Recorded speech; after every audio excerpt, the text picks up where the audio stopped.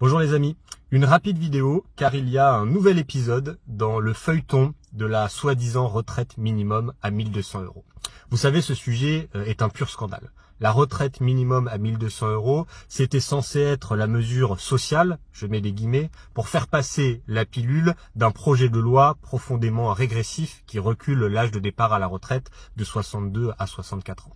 Mais c'est un pur scandale. Pourquoi ? Parce que plus le temps passe, plus on se rend compte que cette annonce du gouvernement n'est ni plus ni moins qu'un mensonge.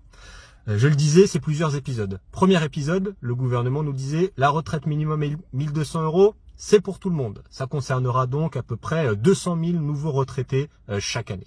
Eh bien, en creusant un petit peu, on s'est rendu compte de quoi ? D'abord que ces 1200 euros, c'était 1200 euros bruts et pas 1200 euros net. Et qu'ensuite, il y avait des conditions très restrictives. Il fallait avoir une carrière complète, à temps plein et au niveau du SMIC. Donc bien sûr, à la fin, cela fera beaucoup moins que 200 000 nouveaux bénéficiaires chaque année.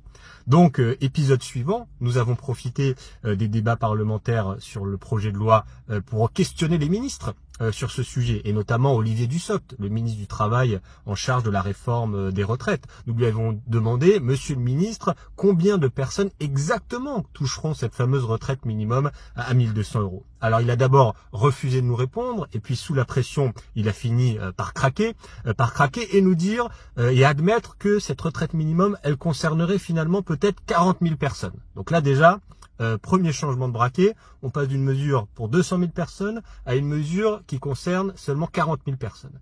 Mais de notre côté, du côté des parlementaires de la NUPES, nous n'avons pas lâché l'affaire. Il a dit 40 000 personnes, mais nous lui avons demandé ses sources. Qui lui a donné ce chiffre? Quelle administration? Quel a été le calcul qui permet d'arriver à cette conclusion que 40 000 personnes toucheront la retraite minimum à 1200 euros? Et là, à nouveau, silence radio. Même pire, le ministre Dussopt, dans l'hémicycle, s'est permis de dire qu'il n'avait pas de compte à rendre à l'Assemblée nationale sur ce sujet, ce qui est bien sûr absolument scandaleux. Bref, nous avons continué à mettre la pression, et là je dis...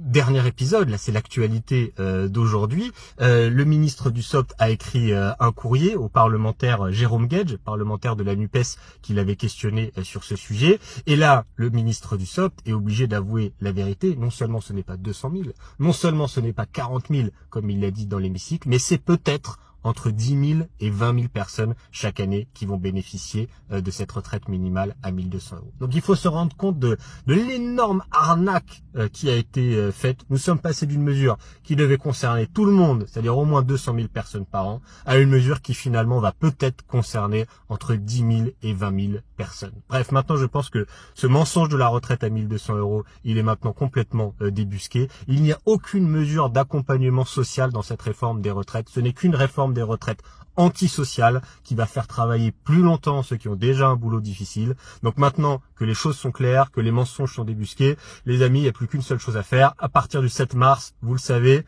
le pays est à l'arrêt, manifestation, grève, on compte sur vous, on ne lâche rien et on va leur faire payer leurs mensonges.